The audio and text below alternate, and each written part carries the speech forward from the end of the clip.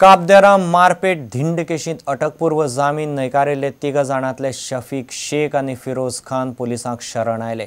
मात तिसरो निखिल नायक हायकोर्टांत गेला। काबदेराम एके गँगान दोगा तरणाट्याची चोर म्हूण कपडे काडून बडोवन धिंड काडिल्ल्यान खवदळ पडिल्लो। आरोपी आदम शेखाचे जामिनाचे अर्जाचेर चिल्ड्रन कोर्टान निकाल सोमारा दवरला। एकल्याक कोर्टान मंगळारा जामीन दिल्लो। काणकोणाक काबदेराम वाठारांत एका गँगान दोगा तरणाट्यांक चोर म्हणून कपडे काडून बडयल्ले। गाडयेक बांदून तांची धिंडूय काडिल्ली। प्रकरणाक 15 जायत आयल्या। हे केशींत अटकपूर्व जामीन भायर मारिल्ले हेर 2 जाण पुलिसांक बुधवारा रातीं शरण आयले। एकलो हायकोर्टांत गेला।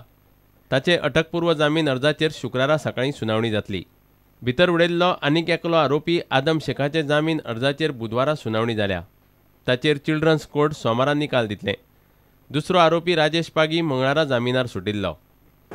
In Kabderama case, 2 accused persons, namely Firoz Khan and Shakib Sheikh, whose bail applications were rejected by Honorable Children's Court on 10th, had surrendered yesterday in the evening at about 1800 hours, and we are produced today before Honorable JMFC Court Cafe in the afternoon, and they have been remanded to 4 days police custody.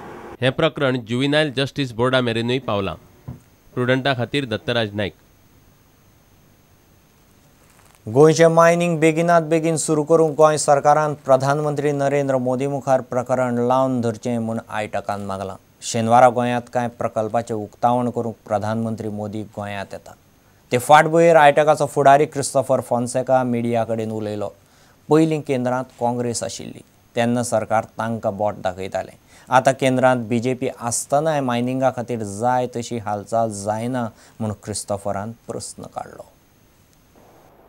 आतां दोनूय जाग्यांनी बीजेपीचो सरकार आसा आनी बाब नरेंद्र मोदी पंतप्रधान आनी हांगा गोंयांत बाब मनोहर पर्रीकर मुख्यमंत्री।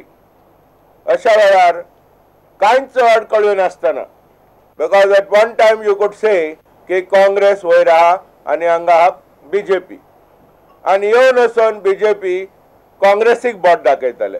ते दीस आतां ना। आतां बरे दीस येवपाचे आहा अशें म्हणटात, जाल्यार बरे दीस केन्ना।